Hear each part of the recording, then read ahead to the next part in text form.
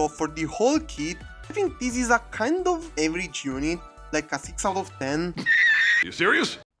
Hello guys, this is TheFTPdude, and welcome again for another video in Epic 7. Now, today, we're gonna talk about the new collaboration hero, Rimuru. He's been around for almost 1 week now. It looks like everybody already hates him. A lot of people are having problems fighting this guy. I personally have no problems at all, because if you know what to do, it's very easy to play around this guy. So in this video, I'm gonna talk about his weaknesses, and I'm gonna show you some of my recent drafts. So I'm gonna explain you how I play against this guy, and hopefully you can get something useful out of it. So if you like this video, please remember to leave a like and subscribe, it's gonna help a lot. And that said, let's start from his skill set. Now, his skill 2 looks very strong on paper, but it requires 2 big conditions to work properly. Condition 1, he needs to hit a hero that has a useful buff on. So if you use heroes that doesn't rely on buffs, he's gonna steal nothing. Condition 2, he needs to be able to buff his team to work properly. So if you use units that are strong against buffs and they can put unbuffable, like Angel of Light, Fairy Tail Tenebria, Fire Witch Syria, it's gonna be useless for the whole fight.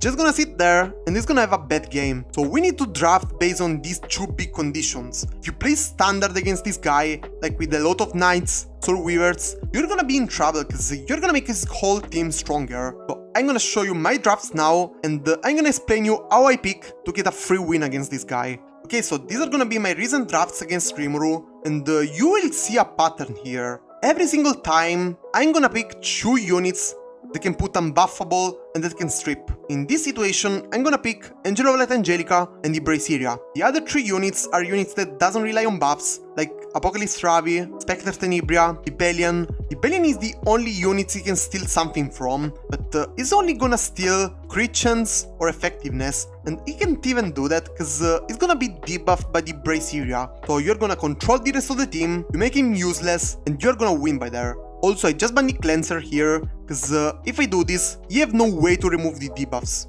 This is the second one. Again, 2 units that strip and make unbuffable, a Ravi, Spectre Tenebria, and this time I even play with the Maid Chloe. Now the thing is, I don't need to use the skill tree at the start of the fight here. I can just S1, ignore the Rimuru because it does nothing, and I can stun 1 unit with the Esteni and kill the other one. This is the third one. This is a little bit weirder because this looks like a Cleavy team. But again, 2 strippers that can control, a Ravi, Harby, 2 units that doesn't rely on buffs, and the Maid Chloe again.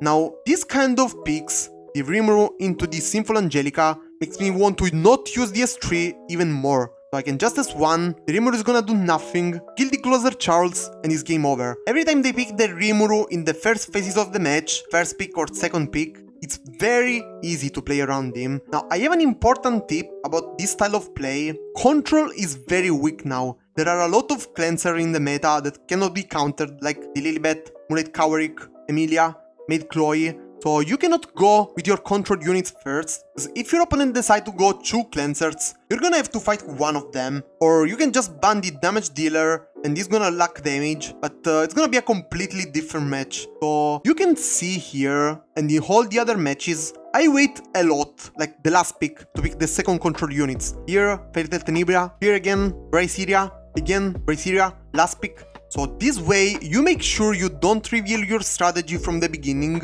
and no matter what you ban, you're gonna control the enemy team, and you can just ban the cleanser if the opponent have one, and you're gonna have a fun time. So yeah, this is how I play against this guy. I hope this can be helpful to a lot of you, because I know a lot of people just hate to fight this guy, and yeah, thank you so much for watching. Let me know what you think in the comments as always, and let's see you on the next one. Bye bye.